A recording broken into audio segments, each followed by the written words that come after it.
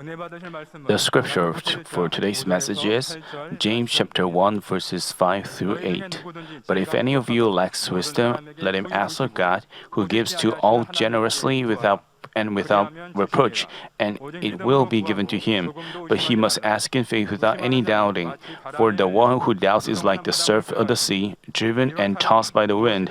For that man ought not to expect that he will receive anything from the Lord, being a double-minded man, unstable in all his ways. On behalf of our senior pastor, Pastor Susan Lee will preach under the title, Don't Be Double-Minded. I thank Elder Ronyasan for your special praise.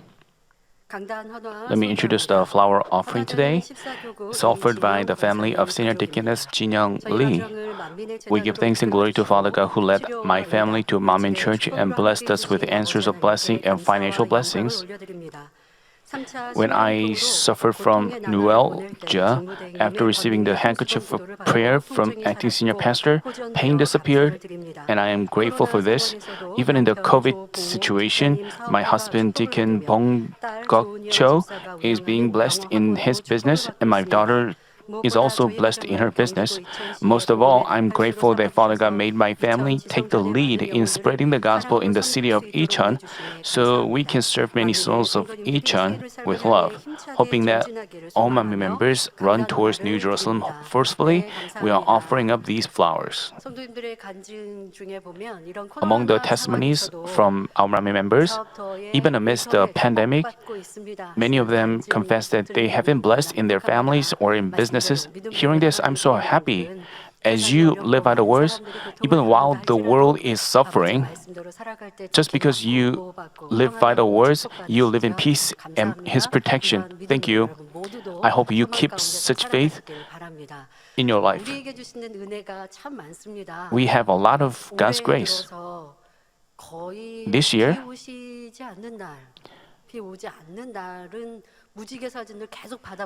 we seen circular rainbows continually, especially when it didn't rain. You continually share the photos of circular rainbows, and you also send me pictures of them. I'm so grateful. And dragonflies? Are you seeing dragonflies? Last week, as I looked out the window, when I look out the window, I can see the Porame Park, where there have many trees, and above the trees is the sky. And I look into the sky, I saw dragonflies flying around. I was very happy to see them.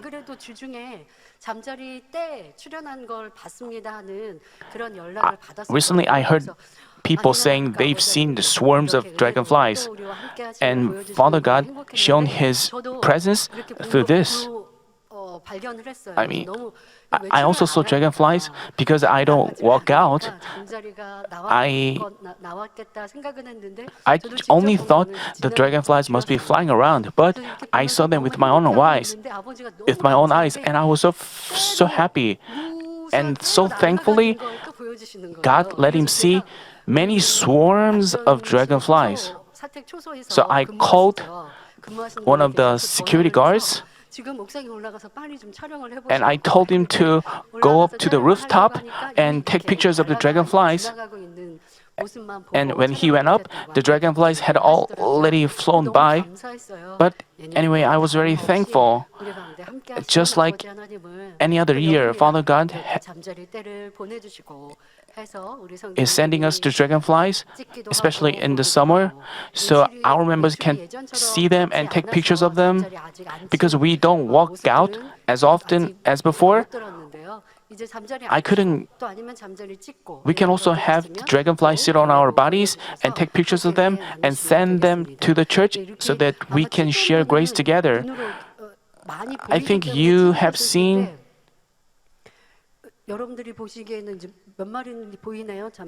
Can you count how many dragonflies are in the picture?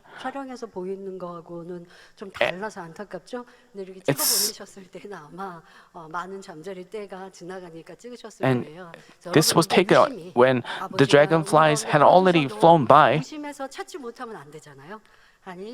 You can also see God's grace and love and His works. You can always engrave them in your heart. Once God shows you something, we shouldn't be double-minded. As long as we are not double-minded, Father God continually shows us. He shows us extraordinary works, wonders, and dragonflies, and so on. I hope you can remember that once again and give thanks so you can spend this year's summer in joy as well. Today, I will preach under the title, Don't Be Double-Minded. Don't is the command of God. As today's passage says, when we are double-minded, we fail to receive God's answer. That's why Father God urged us not to be double-minded. A good example of this is the first generation of the Exodus. While they suffered from the slavery in Egypt, they sought God and asked for His help. So God sent them Moses, the man of God, and led him to safely escape Egypt through the 10 plagues. The Israelites rejoiced and praised God's power, but not long after, they faced a big trouble that they hadn't even expected. After letting the Israelites go, the Egyptian king regretted his decision and chased after them with his big army. Barely having escaped from slavery, they were never willing to go back. But before the Israelites were the Red Sea, they could neither go back nor march forward. Being in such a trouble, Israel resented God. Shortly before that, they escaped Egypt with God's marvelous power, but they completely forgot about that grace and complained just looking at the reality. But God manifested His power through Moses' faith, split the Red Sea, and had them walk through the dry land. The Israelites joyfully danced with tambourine, praising God. Because they'd directly seen and experienced such great and amazing works, clear evidences that God is alive, they should have firmly made up their mind to rely on Him. They shouldn't have doubted or resented God in the face of a trouble. Moreover, they should have never said, Egypt is better, let's go back. But as we are well aware, the Israelites continually acted in a double-minded ways. When they saw God's power and had no trouble or problems, they praised God, but in troubles, they complained and resented Moses. And then they even said, "Our lives were better back in Egypt." This shows their double-mindedness. Thus, even though the first generation witnessed God's amazing works numerous times while being with their leader Moses, they failed to enter the land flowing with milk and honey. Even though God promised Israel the land and expected them to take it, the first generation remained double-minded. Consequently, they couldn't enjoy the blessings. We need to check our Christian life as well. Once you've met and believed in God, you should steadfastly keep your faith no matter what trouble or reality you face. But in troubles, some people have a change of heart and have their passions cool down. They repeatedly become spirit-filled and then cool down. These people are definitely double-minded. The same goes for our asking God for something. As believers of God, when you face some problem or have your heart's wish, you would want to ask God and receive answers from Him. Once you resolve to receive answers from Him by faith, your heart should remain unchanged.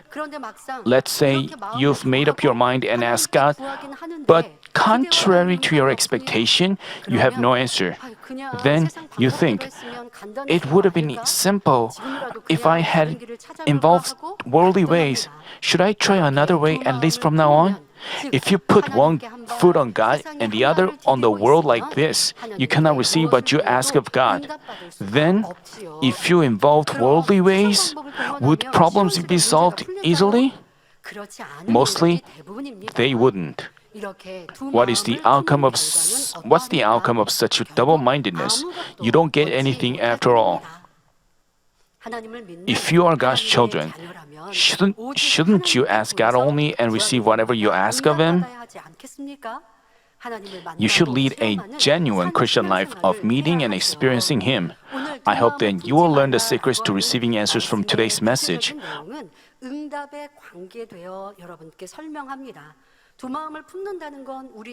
To be double-minded, especially, we will introduce the cases of people who couldn't receive answer because they were double-minded. And I can also share the differences between being double-minded and having a steadfast heart. You will learn the secret, and in addition, you can also think about the relationship with Father God and the shepherd. You can apply this message in these relationships, and by doing so, you can be loved by God as well. By doing so, I pray in the Lord's name that you will receive whatever you ask of the living God. In today's passage, God says, But if any of you lacks wisdom, let him ask of God, who gives all generously and without reproach, and it will be given to him. When his children ask God for what they need, he doesn't rebuke them for their needs. He isn't like, why do you ask such a thing? Why you have such little faith? But he will look at us with love. God is pleased with his children's asking and generously provides what they ask. It's not that God provides for only specific people, but without favoring anyone, he provides for everyone. Some people may think, these people are favored by God, but I'm not. Why do you think so? Those people seem to live in peace and live without worries or troubles. But as you look at yourself, you seem to have problems and God's answer is delayed. So you put the blame on God and think God favors those people and he doesn't favor me. No, Father God loves everyone equally. And it is according to the justice. As much as you love him, you are loved and answered. You can receive answers quickly.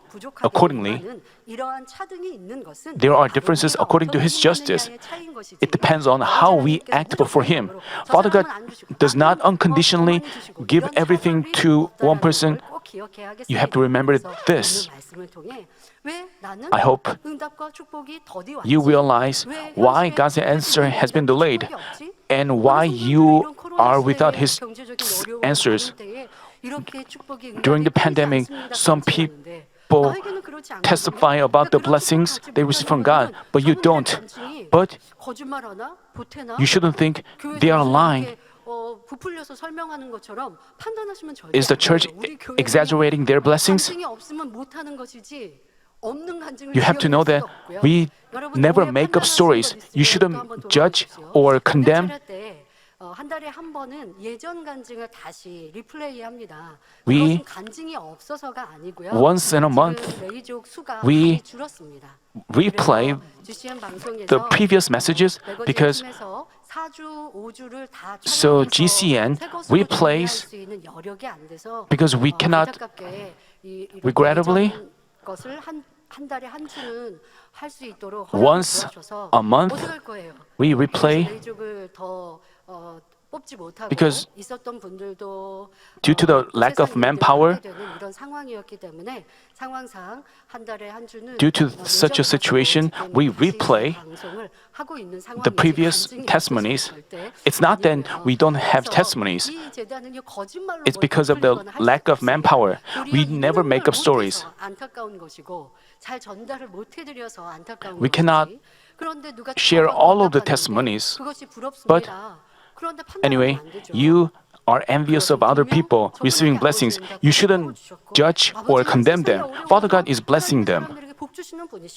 Father God blesses those even while. But if you find yourself without blessings, you have to know that whether you have been double-minded, if you fix yourself like that, you can also enjoy his blessings. Here, God specifically tells us to ask for wisdom because it is important. In Proverbs, Solomon made the following confession based on the experiences of his own. How blessed is the man who finds wisdom and the man who gains understanding. For her profit is better than the profit of silver, and her gain better than the fine gold. She is more precious than jewels, and nothing you desire compares with her. As said, wisdom is essential for us to lead a blessed life, both in spirit and in flesh. He confessed that wisdom profits us more than fine gold, silver, and jewels. So wisdom is such an invaluable treasure. For this reason, God specifically exhorted His children to ask for wisdom. As we ask for wisdom before God, there's something we must keep in mind. It is the spiritual law which dictates that if we are to receive what we ask of Him, we have to ask by faith. It applies to our asking God for whatever, as well as wisdom. In today's passage, God tells us, "But he must ask in faith without any doubting, for the one who doubts is like the surf of the sea, driven and tossed by the wind. For that man ought not to expect that he will receive anything from the Lord." And according to the following verse, such a person is a double-minded man who is unstable in all his ways. Being double-minded is asking God for something with doubt. Even while we confess, "I believe God will answer me," we harbor doubt in the back of our mind, thinking, "Would He really?" If we are double-minded like this, no matter how many times we ask, we cannot receive what we ask for. It's because God is not deceived by man's words, and He even knows the depths of our heart. He answers us only when we perfectly believe without any doubt that He would answer us.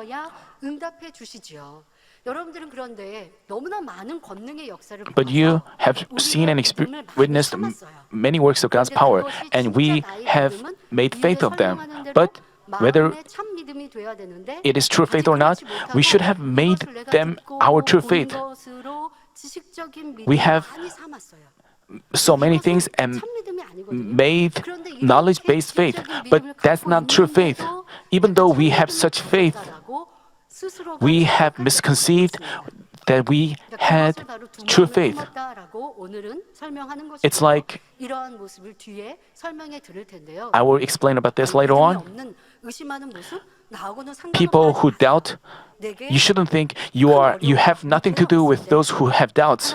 When you are in a trouble, you cannot wholly rely on Him, and you cannot give thanks, and you feel tired and weary.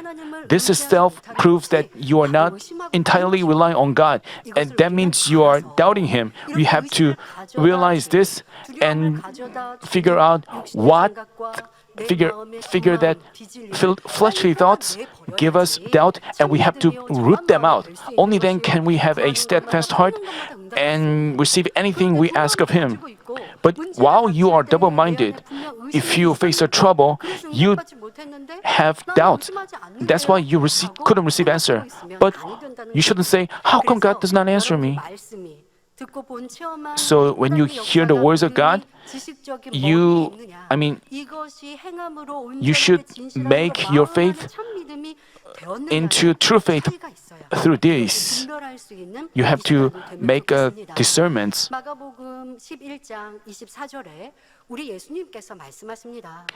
Our Jesus said, "Therefore I say to you, all things for which you pray and ask, believe that you have received them, and they will be granted to you." He taught us that when we ask something of God, we have to make sure to ask by faith. Here, God didn't tell us to believe that we will receive it, but we have received it. Even when we haven't received this answer, God tells us to confess we have received it. Do you ask with such firm faith? How did you feel? How did you feel when you find yourself without visible fruit of His answers? Did you get disheartened or make negative confessions? I prayed, but I have no God's answer. Did you get frustrated like this?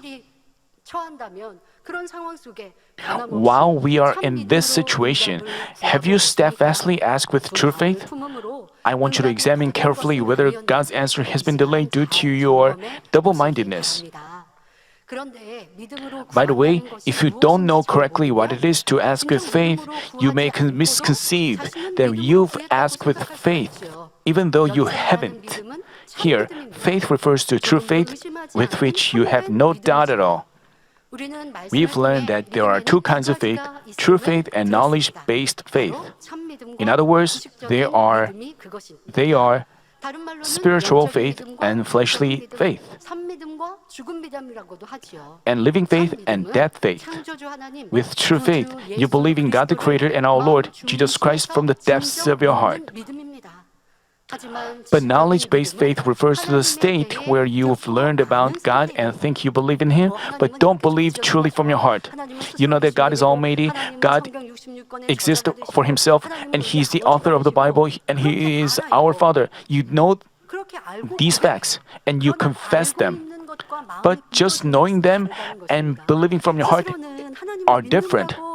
You think you believe in Him, but in the depths of your heart, you actually don't. We've learned this through the messages on the land flowing with milk and honey. You know, the first generation believed in God because they saw many evidences of His living. And when they were asked, "Who brought you out of Egypt?" they replied, "God." But they couldn't have true faith. What's the evidence? In the face of a trouble, they complained and resented God. Just like this, whether you truly believe or just know about Him, you have to examine yourself. Thus, in the face of a test, it is revealed that your faith has not been true. When you're peaceful, you don't realize it. You may think of other people having good faith, but in the face of a trouble, they completely lose their faith. You shouldn't pass judgment or condemn them. Father God doesn't tell us to, lose our passion just because of how they did. We should lament and be heartbroken to see them, but we have to discern them by the words, whether they have true faith or not. Whether they are good wheat or chaff is revealed. It doesn't mean you should just, you may feel heartbroken, but you have to discern with the Word of God. Even though they have seen a lot of works, in the face of a trouble, what's in the depths of their heart is revealed. So I shouldn't live like that. That doesn't mean you have to judge or condemn them. That doesn't mean you should be frustrated to see those people who lost their faith. By seeing that, you have to discern and grow your faith. So, in the face of a trouble, you can check whether you've had true faith or not. You should have this standard of truth. As for people with true faith, even when they suffer trouble or hardships, they rely on the Almighty God and ask for His help. But as for those with knowledge-based faith, they know that God is Almighty because they've heard a lot of words. But because they don't believe from the depths of their heart, they cannot entirely count on God, but rely on the world. We can say people with doubts, those who are double-minded, also have such knowledge-based faith.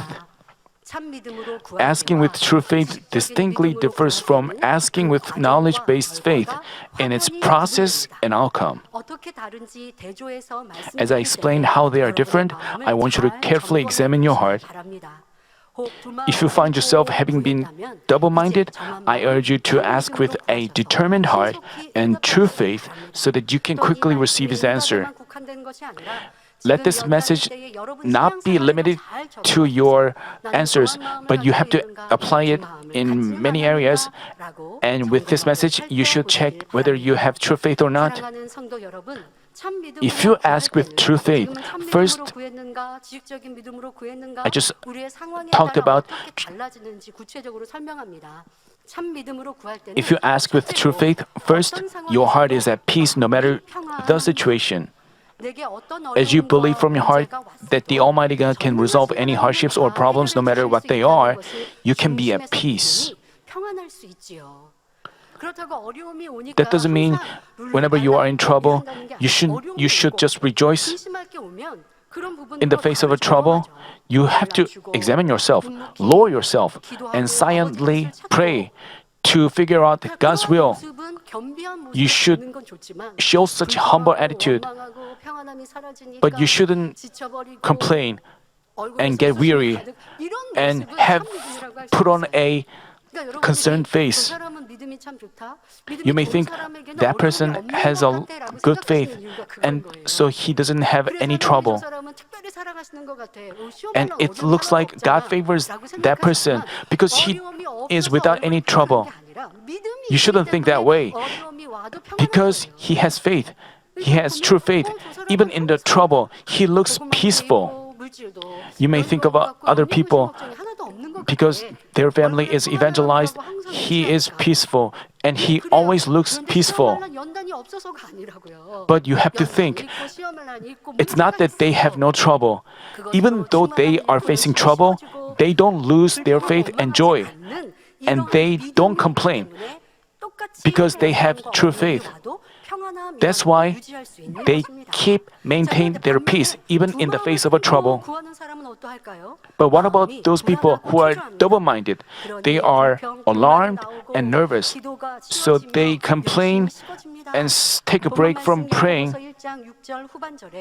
As today's passage says, for the one who doubts is like the surf of the sea, driven and tossed by the wind.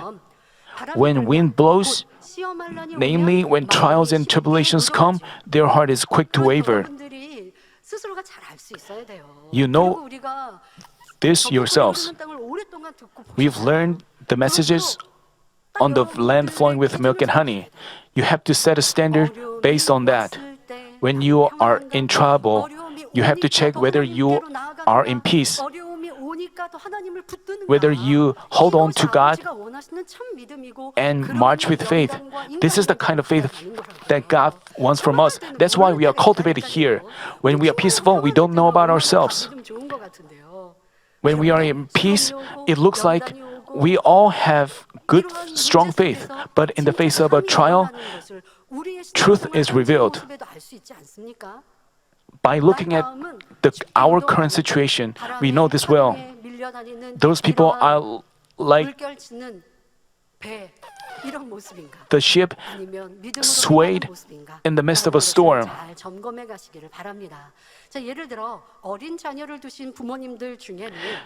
Parents who have a little child might have been in a critical situation where their child had a very high fever.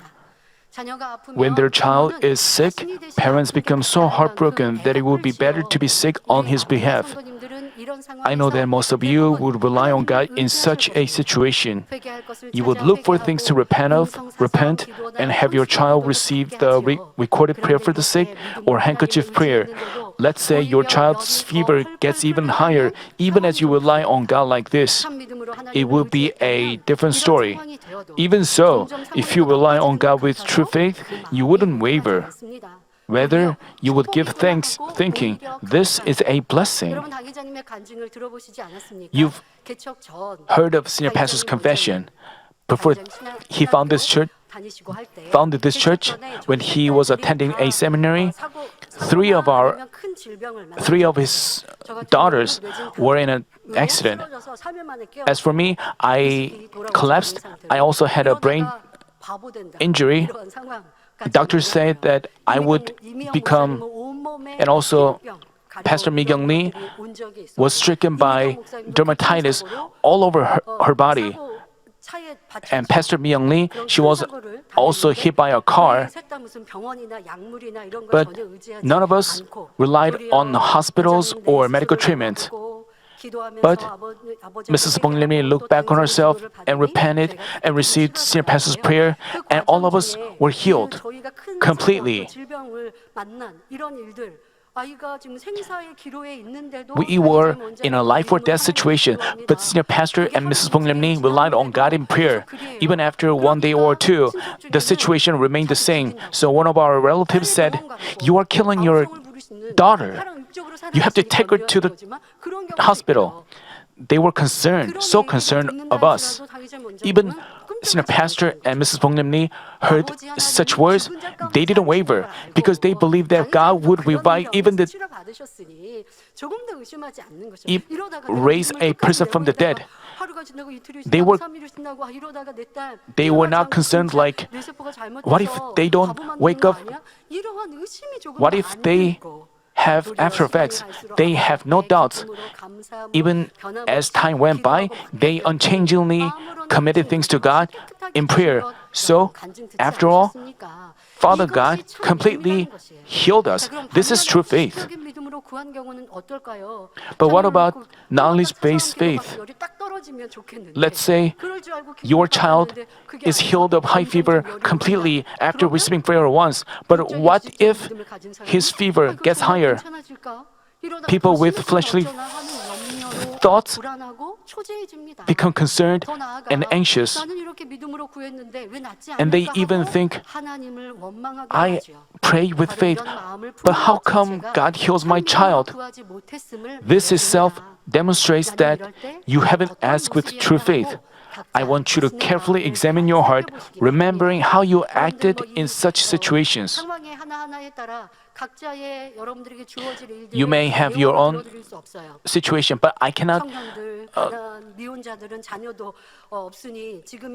I mean, especially young adults, because you don't have a child.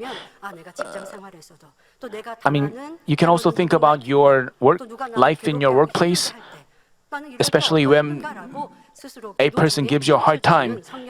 You can remember how you acted. The examples I shared with you, each of you can apply it in your own life. You can remember whether you lost peace, if you regret having relied on God in faith, that means you have been double-minded, and that's why you haven't been answered and loved. The same goes for our church's situation. If we commit everything to God, if we haven't been concerned and anxious, if we have figured out what Father God wants from us, if we have steadfastly marched on,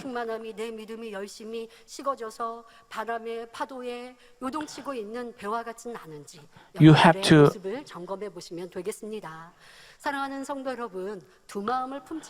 people who ask with true faith without being double-minded. Second, don't have a change of heart. They unceasingly ask until they receive God's answer.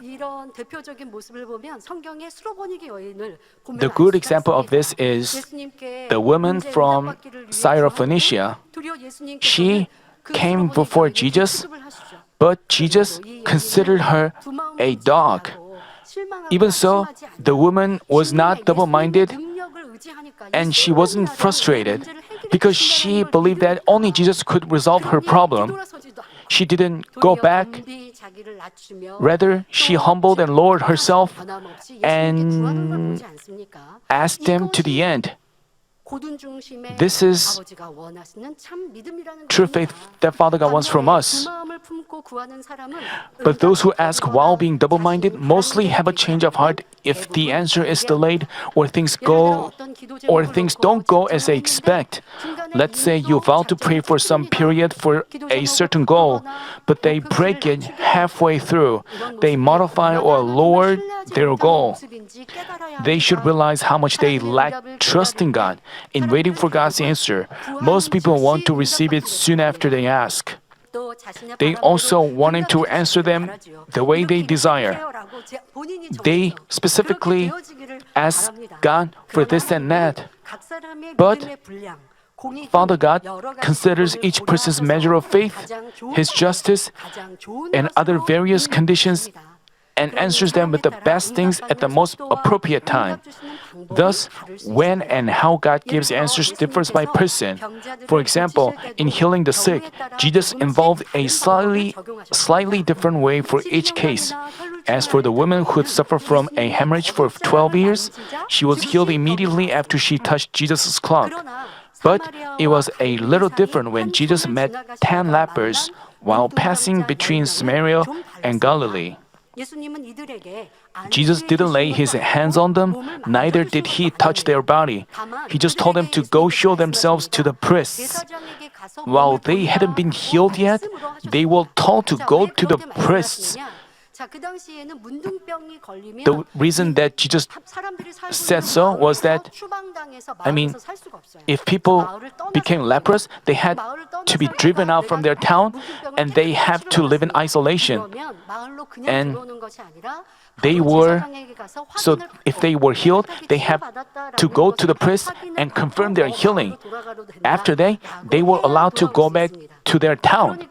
That's why Jesus told them to go to the priests to confirm their healing. That means that Jesus had already healed them. It's not that Jesus laid his hands on them. He just told them to go to the priests. It was before they were even healed, but they were told to go to the priest to confirm the healing. The way Jesus instructed them could have differed from their expectation. Usually, Jesus would have laid his hand on their body or just proclaimed, "You are healed." But Jesus didn't say so. Jesus just told them to go to the priest and show their body.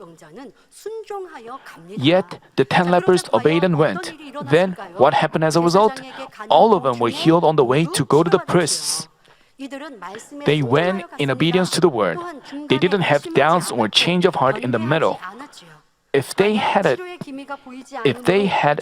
a change of heart and gone their own way because there was no sign of healing, they would never got healed. Because they obeyed and kept going to the end, they were eventually healed.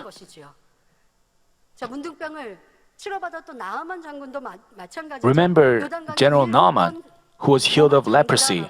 He was told to wash himself 7 times in the Jordan. Suppose he washed himself just 6 times, he wouldn't have been healed. But because he obeyed completely, he was healed. This is true faith. And this is way for us to have true faith.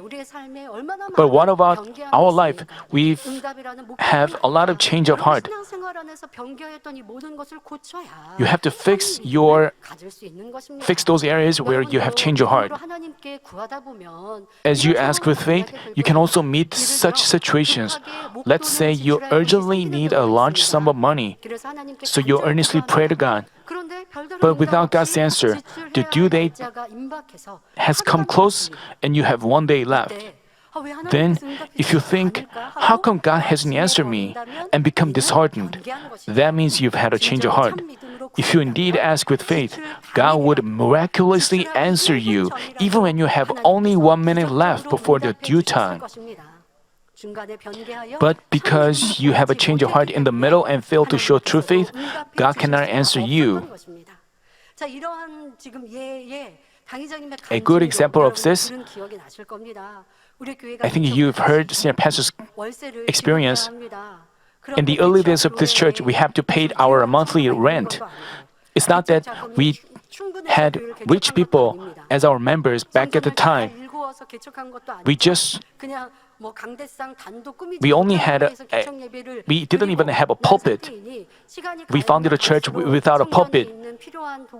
And God gradually provided us with necessities one by one. So we couldn't make money in advance and pay for the monthly rent. We have to prepare it.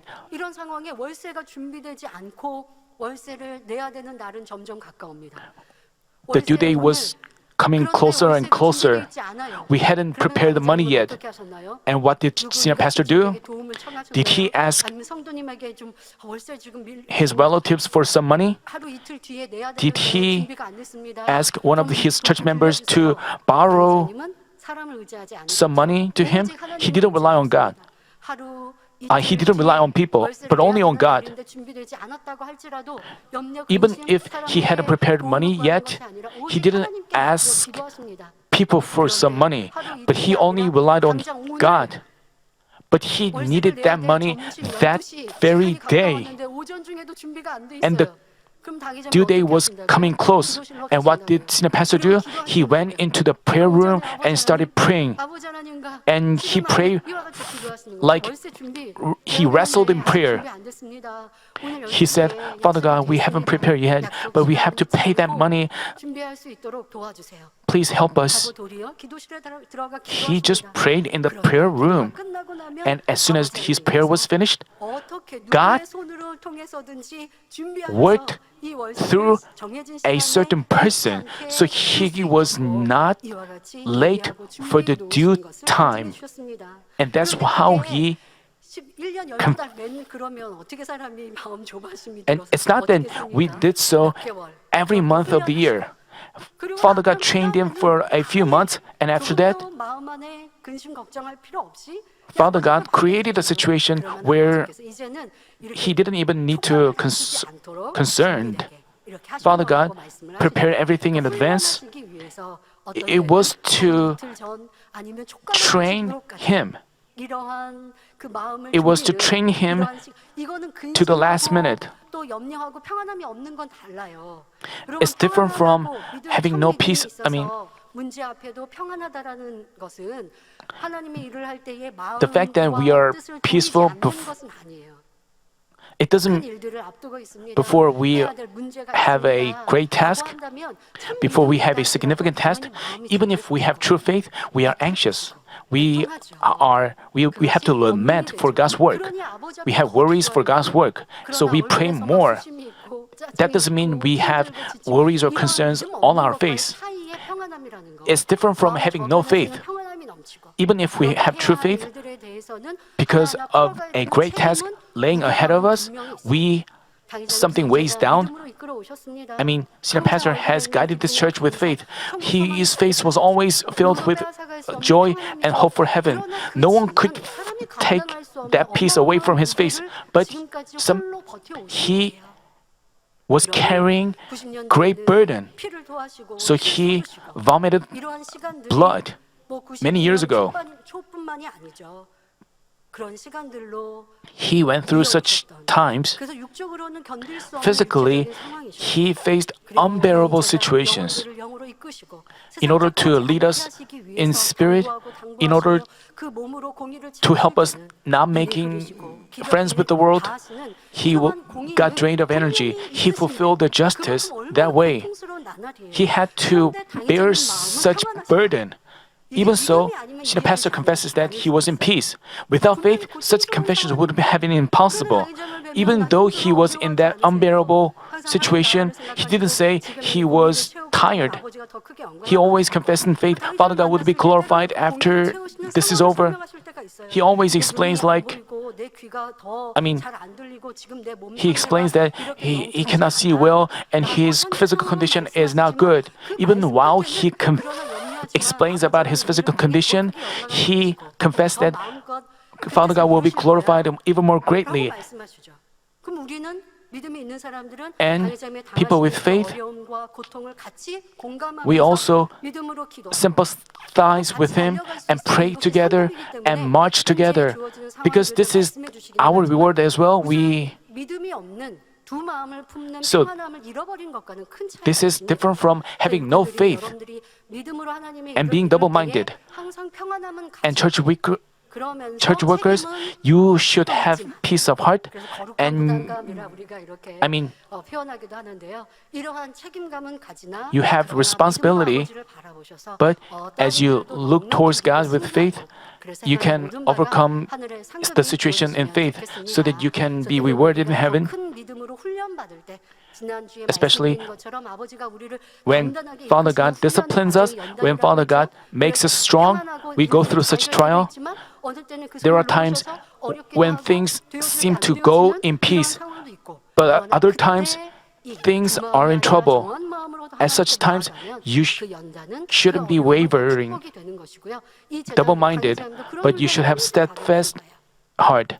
That's how Senior Pastor guided this church through. There were times Senior Pastor was trained to the last minute. But Father God answered him when he prayed. As he went through this twice or three times, and after that, Father God prepared everything in advance. And that's how Senior Pastor shared his experience. You can also apply this in your own Christian life so you can grow in faith. Even in the face of a trouble, you can demonstrate true faith. You know that with true faith, even though you face a situation that doesn't agree with your thoughts, you don't change your heart. You don't have a change of heart. And you ask without a change of heart. But we have to note this one fact.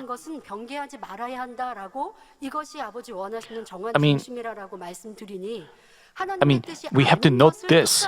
We are told not to have a change of heart about what we've decided to pray for. But this doesn't mean we should persistently ask for what is not God's will.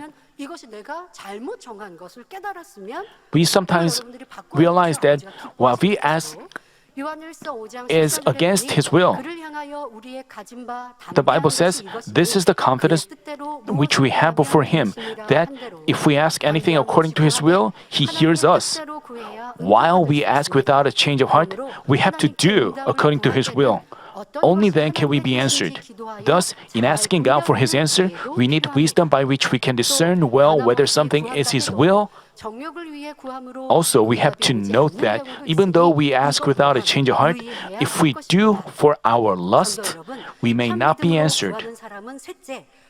Those who ask with true faith, thirdly, cry out in prayer. Believing that God would certainly give them what they ask, they try hard to cry out in prayer. Think about this. Whom do we pray to? We pray to Father God. We pray to bring down His answer. Because we believe in His answer, we pray. Without prayer, we wouldn't pray. We know that God would answer us. We say, Father God, please help us. But if you don't have true faith, you don't kneel down and pray. But those with true faith, even when they're in trouble, they try even harder to pray to God. The Bible says, "Call to me, and I will answer you, and I will tell you great and mighty things which you do not know." This verse, which we are all well aware and cherish, is God's word given to prophet Jeremiah. When this word was given, Jeremiah was stuck in the court of the guardhouse for prophesying in a way that King Zedekiah didn't like. The kings wanted the prophets to prophesy in a way that they like. Because prophets spoke on behalf of God, they had to speak something that people didn't like. But those evil people wanted the prophets to speak in a way. When they spoke in a way that didn't like, they persecuted them. That's why prophet Jeremiah was persecuted. At the time, Judah had been devastated by Babylon. The reality was just hopeless for both Jeremiah and the kingdom. Despite such a situation, as Jeremiah obeyed and cried out to God, God gave him a word of hope. He shared with him the secrets, the prophecies on the restoration of Jerusalem. Like this, people who ask with faith cry out in prayer no matter how bleak their reality is. Believing that the living God listens to their prayer, they cry out with faith in His answer.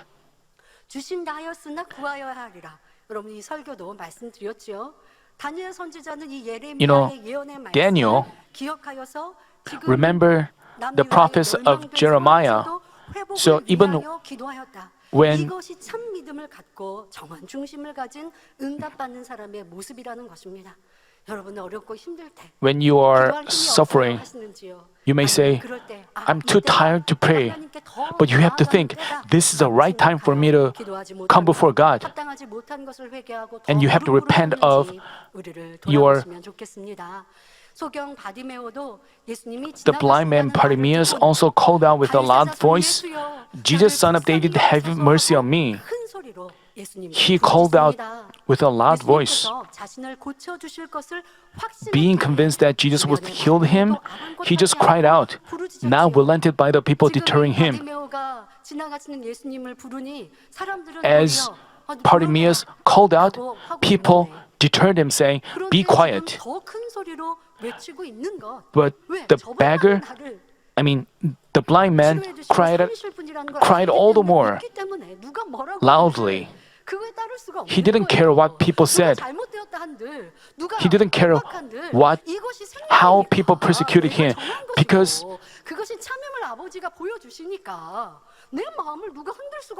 no one could shake him. But the enemy devil, they don't leave you alone. They instigate people around you. They instigate your relatives. They also incite your fleshly thoughts so you cannot not have true faith. But if you have a steadfast heart, you are not wavered. So enemy devil cannot hinder you, and you're not hindered by anyone. You have to check how you have acted. You know, this blind man, he heard Jesus passing by, and he cried out, Jesus, son of David, please have mercy on me, because he believed that he would heal him, and he didn't want to miss out on that chance. The same goes for our situation. You know that Father God is with us.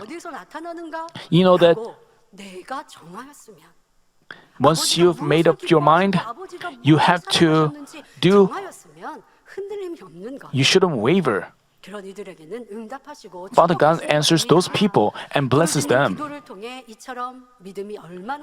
We have to know that our crying out in prayer demonstrates how sincere our faith is. Those who don't ask with true faith don't try hard to cry out, even when they have problems to be resolved or seek blessings. When they see no sign of His answers, they have to cry out all the more, but they can't because they feel more frustrated. This indicates they are not convinced of His answer.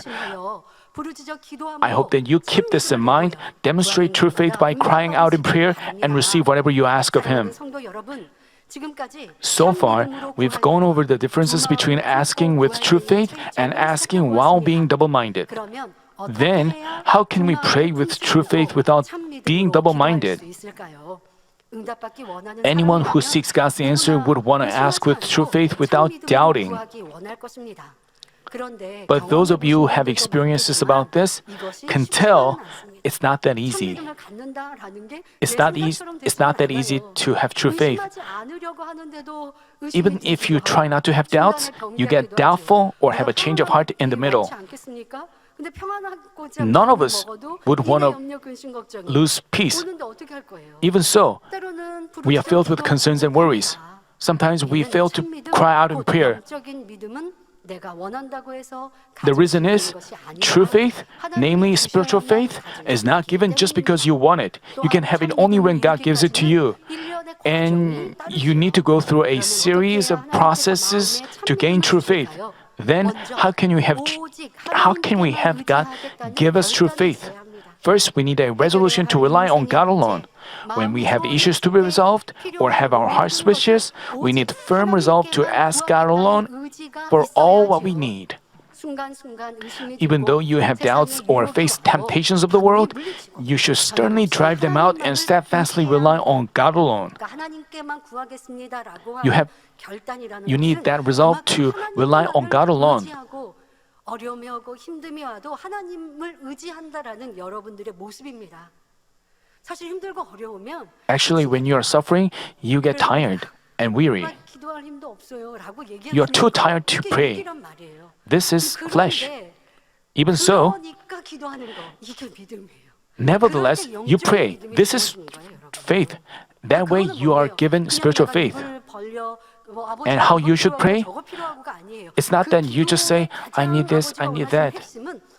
The point of your prayer is you believe and you hang on to God. Who else can help us? While we are going through this situation and your own personal issues, who else can resolve them? That's why God tells us to believe in Him and rely on Him. During the trial, God wants us to rely and depend on Him and look towards Him only. But we cannot do so from the start. We have to shatter our fleshly thoughts and pray and gradually make ourselves to become like that. And then, following the Spirit's guidance, we have to practice the truth diligently.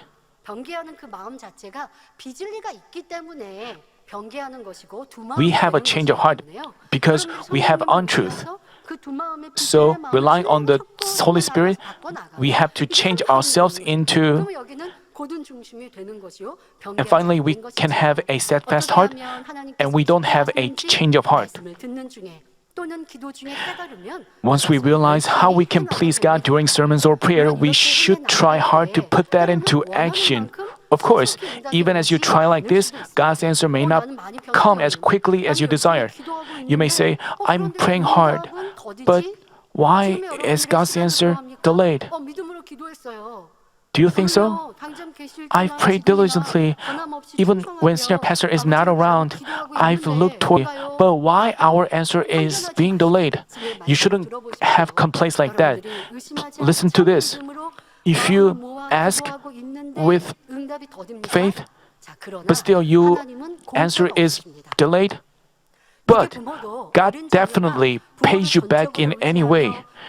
When parents see their little child entirely counting on them and running into their arms, they are happy, and he or she looks even lovelier. Likewise, if we, His children, rely on Him alone, He is pleased. Even though He cannot answer us right now, He lets our souls prosper through the process of our practicing the truth. You pray by faith, and you have no doubts. Still, you are without His answer. You say that because you don't know what pleases God. If you completely believe in His answer, you wouldn't say why His answer is delayed. But you would figure out what pleases Him and unceasingly ask Him. We are not making a loss here. Even while we pray, our prayer does not drop to the ground. When our prayer is piled up, our answer will finally come in a more perfect way. Suppose you pray for the shepherd, and you have no answer visible to our eyes. Still, God has accepted your prayer, so He makes your soul prosper. I went through the 1999 and 1998 trials. People left the church, and there were people who remained in the church and diligently led a Christian life. And after that, Father God restored everything, and He blessed us with Shepherd's amazing, marvelous power. He paid us back with tremendous blessing.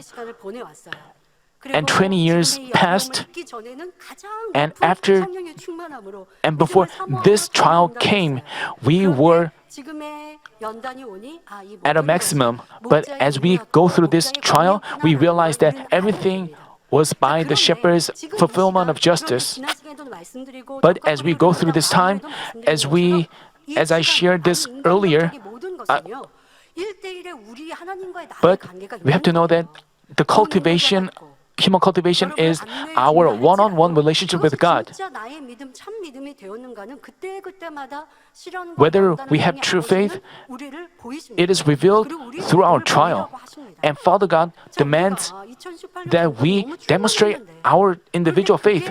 We were so filled with the Spirit years ago, but in this situation, it is revealed that we have a lot of shortcomings. As we heard in the morning service, 뿌리박지 않았기 때문이잖아요. Our evil is revealed because we haven't rooted them out. They grow back. We shouldn't be frustrated and disheartened, but we have to realize ourselves and pray again and remember. We have to give thanks for the fact that we could control ourselves when we were with the shepherd. And as we do so, we can make, when senior pastor figure out problems, they look so easy. But as we try to figure them out on our own, we shouldn't give up. We have to remember what God told us to do, what God told us to apply the truth.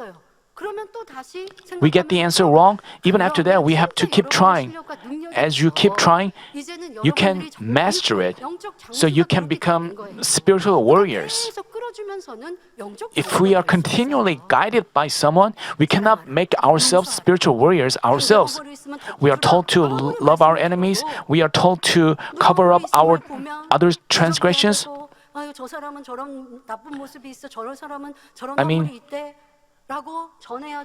But if we still share others' transgressions,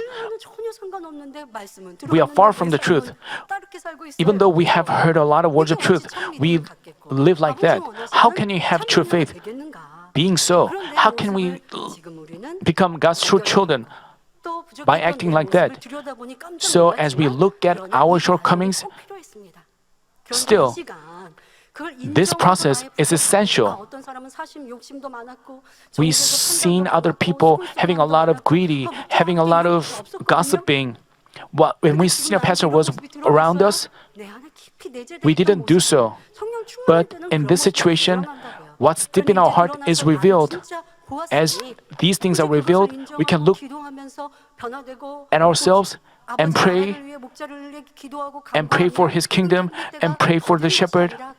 Even so, Father God's answer is not delayed, but Father God makes us perfect. But when the time comes, it's the way for us to enter New Jerusalem. I think about this.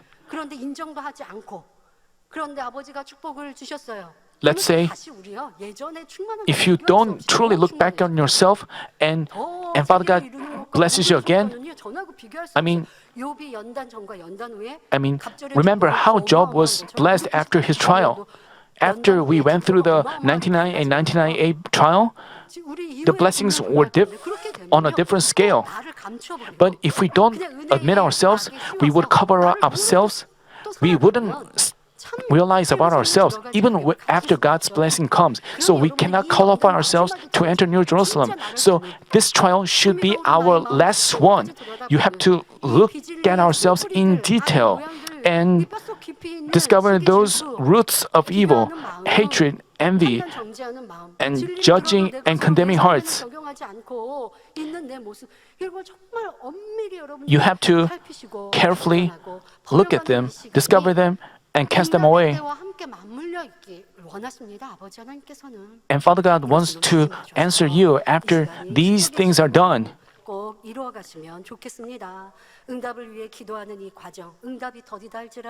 Even though it seems that Father God's answer is delayed, if you prayed, you are not meaninglessly spending time. Father God makes your soul prosper, and also Father God helps you shatter your fleshly thoughts and remove untruth from your heart. Right now, Father God cannot give you an answer because He has His own plan. Let's say you have a child. He asks something of you that you cannot give him right now. You have to give him that a year or 2 years later. But the child seriously asks you to give him to him. But you think that you have to give it after 1 or 2 years.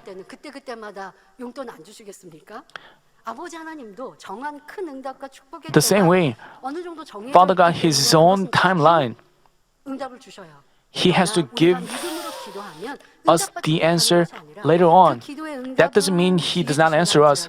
Even though He answers us later on, He still makes us prosper in spirit and help us shatter our fleshly thoughts. This is how Father God guides us. By means of answers, He makes our spirit grow. The Bible says, because the mind set on the flesh is hostile towards God, for it does not subject itself to the law of God, for it is not even able to do so. As said, as long as we have fleshly thoughts, we cannot have true faith. Fleshly thoughts originate from untruth in our heart. Thus, as much as we remove untruth, we have true faith by which we can truly believe. It's because we are not controlled by the enemy devil, but hear the voice of the Holy Spirit. As we hear the Spirit's voice, we have boldness and assurance of God's answer. The Bible says, "Beloved, if our heart does not condemn us, we have confidence before God, and whatever we ask, we receive from Him, because we keep His commandments and do the things that are pleasing in His sight." This way, we change into His children who can receive whatever we ask of Him. Through those processes, Father God makes us changed into. I hope that you won't give up until you are recognized as God's dear children, and that you press on without being disheartened. Let me conclude the message. If we truly believe God who is living and answers us, we would trust His words and keep marching to the end. Even if His answer is delayed for long or we are in trouble right now, we wouldn't get double-minded but unceasingly do what pleases Him and cry out in prayer. Then, eventually, Father God would answer all what we ask of Him, and our faith in and love for God would deepen all the more. This is how we grow our faith and the way He wants to cultivate us. And lastly, there's one more God wants to hear from us. He wants us to answer Amen to the question, "Will you unchangingly love me even after you are answered?" The 10 lepers were healed by showing befitting faith, but only one of them returned to thank Jesus. Some people lower themselves amidst problems and come before God with an earnest heart. But once they receive God's power, they have a change of heart. But God wants us to have a heart that doesn't change even after His answers and blessings. Not being double-minded is only looking towards God in all circumstances. It is loving God and relying on Him only. It is not allowing riches, fame, authority, knowledge, capabilities, and ourself, but only God in our heart. 또 세상의 좋은 것들을 마음에 두지 않고 하나님만을 두는 것입니다. And it is seeking God without changing, even if we abound in all things and have nothing to ask for.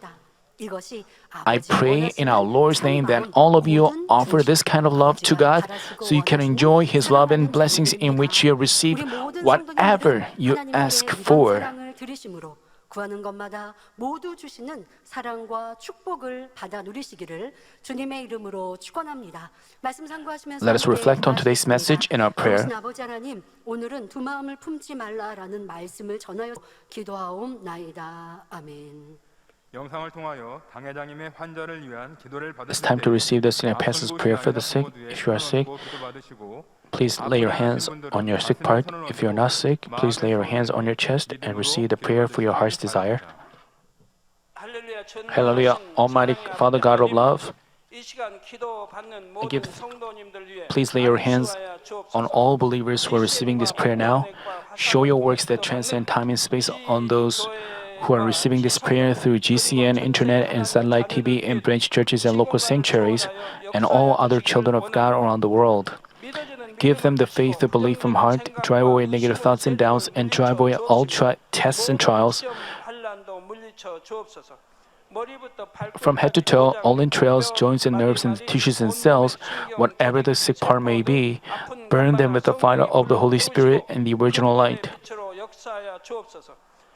In the name of Jesus Christ, I command the enemy devil and Satan, all diseases and germs and viruses and infirmities go away, light come. Please scourge all their terminal and incurable diseases with the fire of the Holy Spirit. Drive away all endemic diseases, including malaria. All contagious diseases, including cold, flu, and fever, go away. Protect them from all kinds of germs and viruses.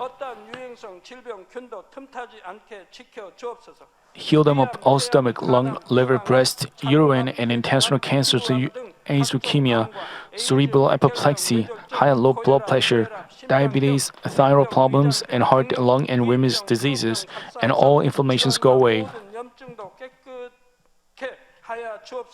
Heal them of polio, stroke, arthritis, and herniated discs, back pain, headache, neuralgia, and all other pains disappear. Epilepsy, autism, depression, neurosis, and other mental diseases go away.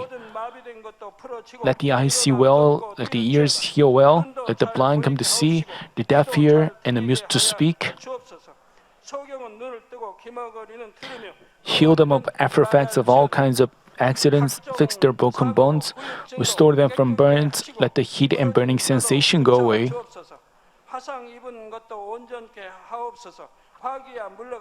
Father, let there be no scar left. Be cleansed from all kinds of drug addictions, poisoning, and substance abuse. Let the dead nerves and tissues and cells be regenerated. Bring the dead back to life. Give them the blessings of conception. Receive the blessing of conception. In the name of Jesus Christ, I command the enemy devil and Satan, the ruler of the power of the air, the evil forces of heavenly places and their servants go away. Go away, evil, unclean, false, and deceitful spirits, separating spirits, and all forces of darkness. Loosen the bonds of wickedness. Darkness, go away. Light, come. Father God, give them the strength to cry out in prayer and the power to cast off sins and become sanctified. As their souls prosper, let all things go well with them and their families be evangelized. Protect them from all kinds of accidents and disasters throughout this week and bless them to lead a prosperous life without any problems. With the fighting walls of the Holy Spirit, heavenly hosts and angels, and with your blazing eyes, protect all your children, their families, workplaces, and business fields. Give students wisdom and understanding, and give them enthusiasm and fervor to study hard. Please keep their hearts and minds from worldly things and let them love God more fervently. Whether your children eat or drink or in whatever they do, let them do it all to live a life glorifying you, Father God. Let them be able to testify about the living God, saying, I've met and experienced God and received His answers and blessings. Father God, thank you. Be glorified alone. In the name of our Lord Jesus Christ, I pray. Amen.